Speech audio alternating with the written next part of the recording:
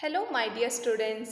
Yesterday we had learned about what is history, why we need history, and who is the father of history.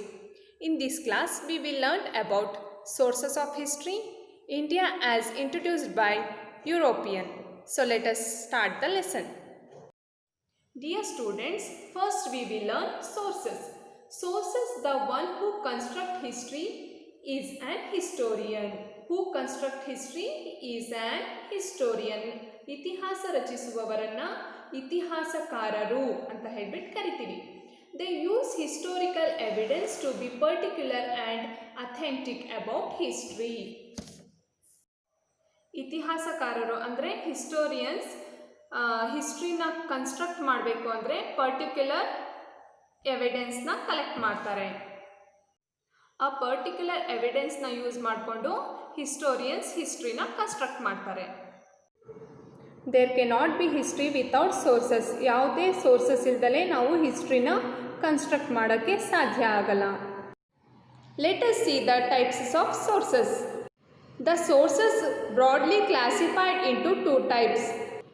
First one, literary sources, and second one, archaeological sources. The literary sources classify into two types.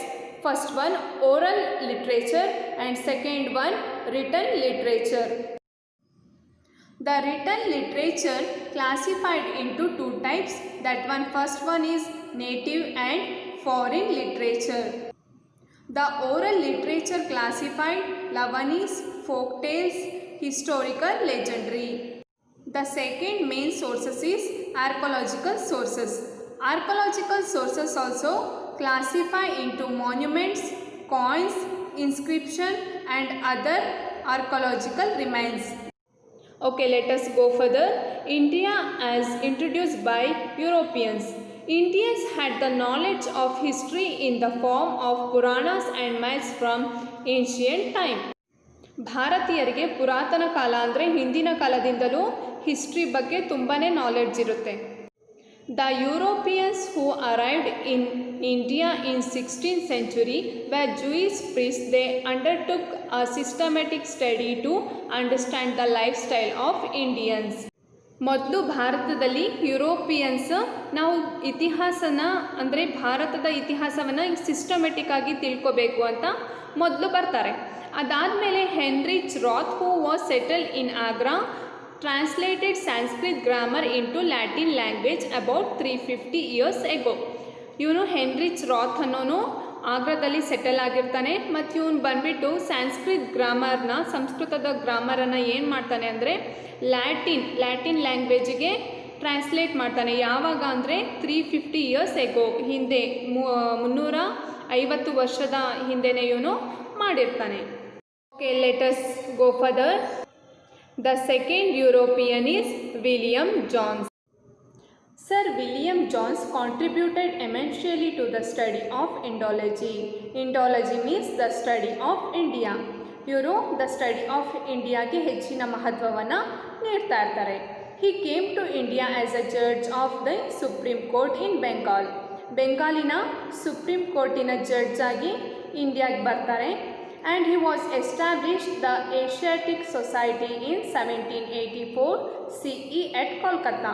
ಇವರು ಕೋಲ್ಕತ್ತಲ್ಲಿ 1784ರಲ್ಲಿ the Asiatic society ಎಂಬ ಸಂಸ್ಥೆಯನ್ನು ಸ್ಥಾಪನೆ ಮಾಡ್ತಾರೆ. Sir William Jones who was a multilingual expert. ಇವರು multi ಲ್ಯಾಂಗ್ವೇಜಲ್ಲಿ expert ಆಗಿರ್ತಾರೆ. And he was translate the great work like Gita Govinda, Manava, Dharmashastra and Kalidasa's Shakuntala from Sanskrit to English. ಇವರು ಈ ಎಲ್ಲ ಒಂದು ಗ್ರಂಥಗಳನ್ನು ಸಂಸ್ಕೃತದಿಂದ ಇಂಗ್ಲೀಷಿಗೆ ಟ್ರಾನ್ಸ್ಲೇಟ್ ಮಾಡ್ತಾರೆ. Okay, let us go further. And the next scholar Abbe Dubois. A French missionary arrived and settled at Ganjam near Srirangapatnam. Okay, Abbe Dubois ಅನ್ನೋರು ಇವರು ಫ್ರೆಂಚಿನ ಅಧಿಕಾರಿಯಾಗಿರ್ತಾರೆ. ಇವರು ಶ್ರೀರಂಗಪಟ್ಟಣದ ಗಂಜಮ್ ಎಂಬ ಒಂದು ಪ್ರದೇಶದಲ್ಲಿ ಬಂದು ಸೆಟಲ್ ಆಗಿರ್ತಾರೆ. He lived as a sage by adopting the local culture and customs.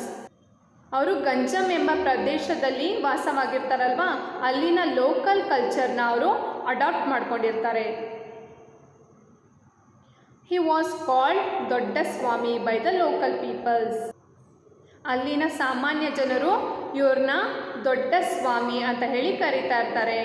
ಯಾರನ್ನ ದೊಡ್ಡ ಸ್ವಾಮಿ ಅಂತ ಕರೀತಾ ಇರ್ತಾರೆ? ಅಬೇಗ್ ದುಬೈಸ್ನ ದೊಡ್ಡ ಸ್ವಾಮಿ ಅಂತ ಹೇಳಿ ಕರೀತಾ ಇರ್ತಾರೆ. The Abbe Dubois was presented India's customs, values, thoughts, festivals and varnashrama system in his work, and he was lived here 24 years and returned to French. ಅಬೇಗ್ ದುಬೈಸ್ ಅನ್ನೋರು 24 ವರ್ಷಗಳ ಕಾಲ ಕೂಡ ಭಾರತದಲ್ಲಿ ಇರ್ತಾರೆ.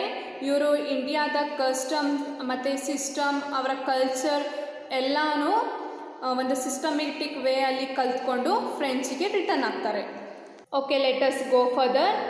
Max Muller, he was a great scholar who wrote an English work Sacred book of the East. ಇವನು Max Muller ಅನ್ನೋನು ಕೂಡ ಒಬ್ಬ ಇಂಡೋಲಿಸ್ಟ್ ಆಗಿರ್ತಾನೆ.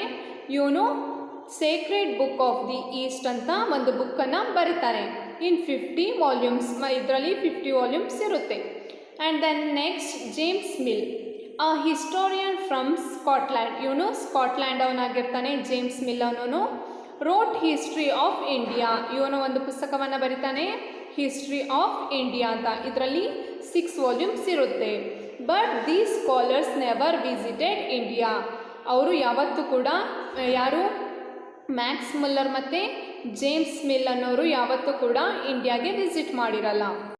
These are all points about the sources of history and India as introduced by European. Students, hope you understood the topic. I will send you the homework. Complete it within given time. Thank you.